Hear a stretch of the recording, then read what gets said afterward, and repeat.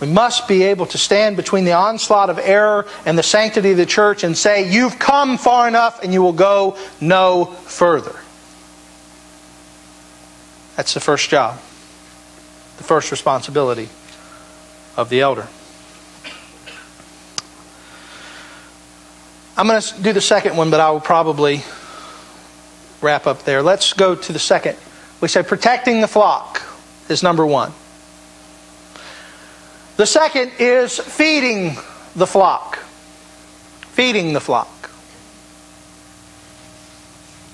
Feeding the flock speaks of giving the congregation spiritual food for their nourishment.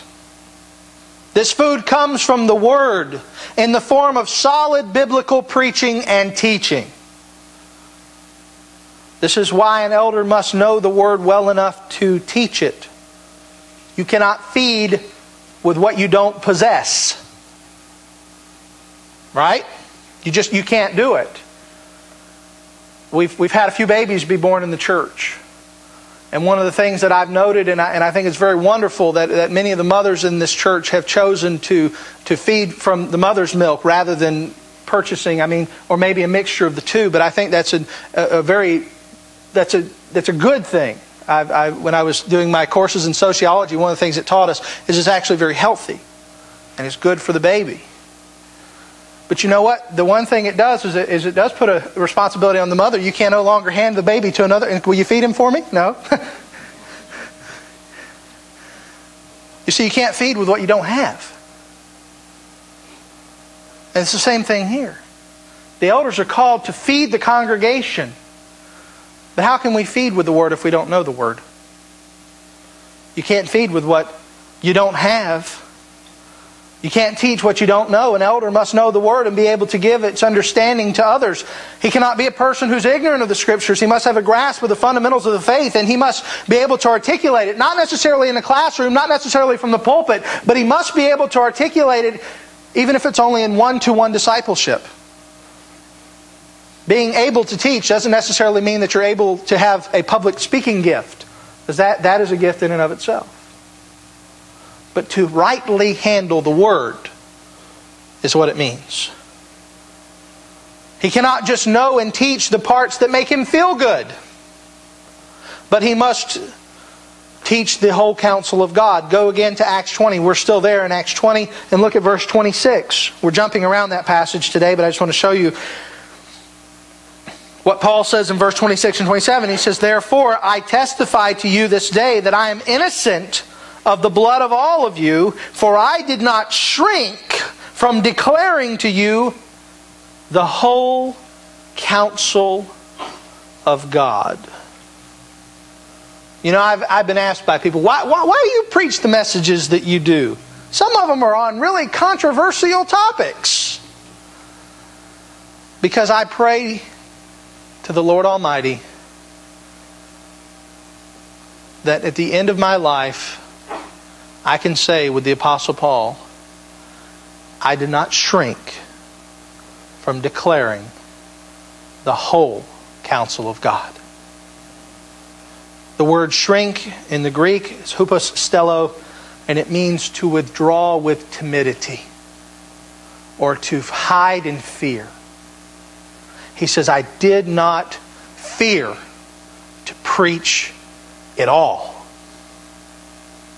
You might say, well, brother, why would anybody be afraid to preach? Well, because there's parts of the Bible that are offensive. It is fearful to discuss it all because people get upset by it. But the elders cannot fear that. They must be able to feed the flock, the whole counsel of God, and understand that by proclaiming the entire counsel of God comes the consequences of, at times, causing people to not be as comfortable as they might rather be.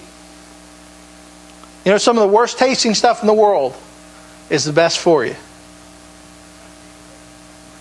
My son hates medicine. He hates to take liquid medicine like you wouldn't believe. We have these little cups, and you know, you fill it about halfway up wherever the line is, And you say, okay, if you'll just, put the medicine in the cup, and if you'll just take it all at one shot, it'll go down. You can rinse it with you to drink a little water afterwards, get it down. You won't taste it. No, what does he do? And he'll take a little bit. And then he'll wait for 5 minutes. And I'm like, I don't know if it works this way. I don't think you can take it in such... You can't take it a milliliter at a time. But he does. And he'll sip a little bit more. But you know what I have to do? I got to stand there and make sure he takes it all. Because that's my job. Now, I don't like the faces that he makes. It really... It is painful to watch him go, "Ugh," and to watch his body kind of curl up. I'd rather not do that. But I know that at that moment, because of the fever, or because of the cough, or because of whatever is wrong with him, because of the infection, whatever it is, he needs that more than he needs anything else. And where he'd rather be drinking a soda pop, or whether he'd rather be drinking a Gatorade, at that moment he needs to take that medicine. And I can't fear as a father to give him that medicine. Because if I did, I wouldn't be doing my duty as a father. Likewise, as the pastor. If I came into this pulpit afraid that I might hurt people's feelings with the Word of God, I could not do my job. Because my job is not to offend, but my job is to preach the Word, and I know the Word offends. The Word does. And somebody might watch me do that to my son who didn't know what I was doing and say, boy, he's a mean parent. And I know there's a lot of people who watch me when I'm preaching and say, boy, that pastor, he sure is a mean guy. He just gives them a hard time every Sunday. I don't know why anybody comes back to that church. But the person who understands the reason for the medicine will understand the reason why my son is making that face, yet I can stand to see him make it because it's important. Likewise, they'll understand why we do what we do here in preaching the truth. Because they'll understand that we can't have part of the counsel of God.